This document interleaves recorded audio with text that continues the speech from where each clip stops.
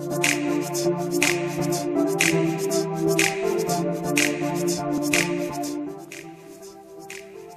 alaikum. I'm Sam Pope Jr. and this is Education HQ on BlackListedTV.com, where we discuss issues that are pertinent to African Americans and the African American community and the country as a whole.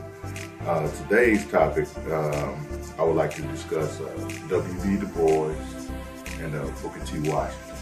There's often a big debate over whose philosophy was best or whose philosophy was right. I personally agree with both gentlemen. Going back to high school, we would always debate Brother Washington's Atlanta Compromise philosophy. Atlanta Compromise was a speech that he gave at, I believe, the World's Fair in Atlanta back at the turn of the century. I believe that was the event where he was combating racism, but doing it in his own way. Segregation was a big part of this country, especially in the South. He called the speech the Atlanta Compromise because he was not telling, I guess, white people that he wanted to integrate with them, which they didn't want. But he was saying that we could still work together. And I think his phrase was be as closed and as close as the fist, but as separate as the finger. W.B. Du Bois, a great thinker, a great philosopher, he actually coined the phrase sociology. It was called social science and had some other name at the time. He actually was the one that started to use the word sociology. He had a philosophy of the talented tenth, where the few African Americans that had money, financial status, means, education, they should be the ones to lead our people into the, I guess, the next generation or on to prosperity. Booker T. Washington, however, was born a slave. He was able to get out of slavery, hitchhike his way from the mountains of West Virginia to Virginia and go to Hampton Institute, where he graduated and got an education. He later went on to become a professor, and then he actually opened his own college. He founded his own college, Tuskegee University. And by the way, there are only 2 HBCUs that were actually founded by black people. The majority of them were founded by ex-slave masters. They wanted a place for their illegitimate children to get an education because they couldn't go to white universities. And those 2 universities are Tuskegee University, Booker T. Washington, and Lane College, Bishop Isaac Lane. Booker T. Washington, even though he had a college education at Hampton University, it wouldn't be considered a conventional college education, because you have to understand, at this time, blacks were a few years removed from slavery, and actually when he actually went to college, slavery was still in effect in some places. But he was able to get an education, and the kind of education he got was just basically what we would consider rudimentary things, like just learning how to read. We didn't know how to read things. We couldn't count money if we got paid for doing the job. If we were supposed to get $20 and you gave me a $10 bill, if I couldn't read, I didn't know that I didn't have the money that was owed to me.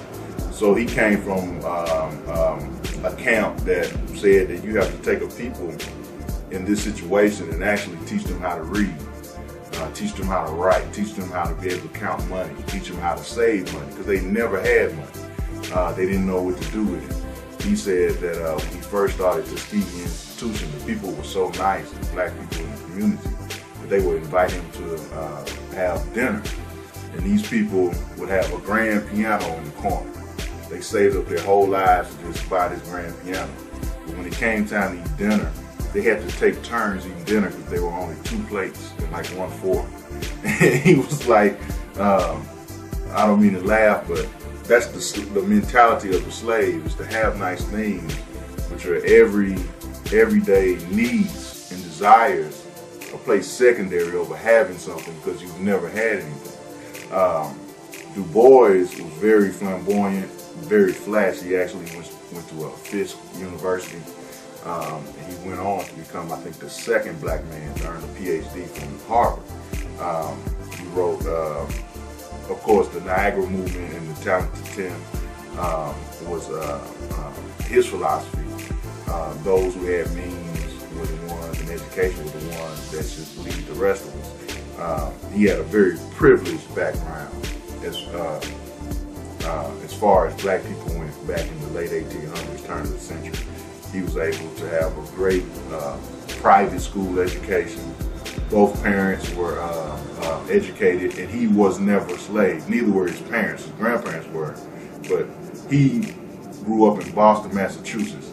So his mindset was a little different. He actually went to school with white children. So his philosophy was totally different from Du Bois, just based on both of their upbringings. Du Bois understood, as far as he was concerned, that we have to integrate with white people in order to learn and get an education that was comparable to theirs. We have to be able to fit in and mix with society, into society. But he was just as pro-black as, let's say, a Marcus Garvey, but he just really believed in integration. Booker T. Washington did not. Booker T. Washington believed that we should learn how to build our own houses, learn farming, be able to supply our own needs as far as food and clothing and shelter. So the first group of students that went to Tuskegee, they actually built the place. Everything that they ate in the cafeteria, they grew. Horticulture and animal husbandry and manual labor and earning an honest day's wage. And if you have these skills, you will be needed by society. That was his philosophy. Du Bois kind of looked his nose down on that philosophy, like I'm better than that. You know, my dad is a teacher, my mother is a principal. I'm not finna go grow crops and shovel mortar. And that talented tenth attitude, which was a good thing, it was kind of used by him to look down at people like Du Bois. So they were always at loggerheads on that issue. I believe that both methodologies were very important. Du Bois's methodology could be implemented in the North.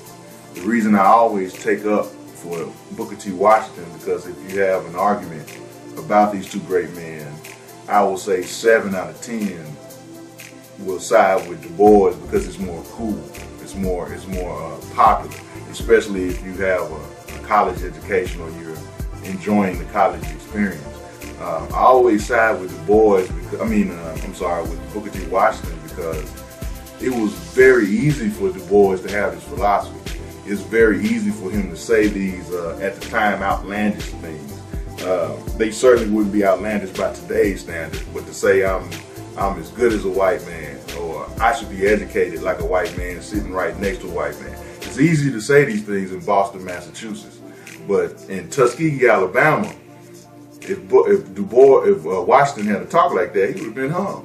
And he may have, and I believe he did, think the same things that Du Bois did, and he just had a different way to implement it and keep himself alive so he can enjoy to see tomorrow and make things a little bit better. It may have been slower paced, but it was just as powerful. And even though these two men had different methodologies and different philosophies, I think that the outcome that they wanted was analogous.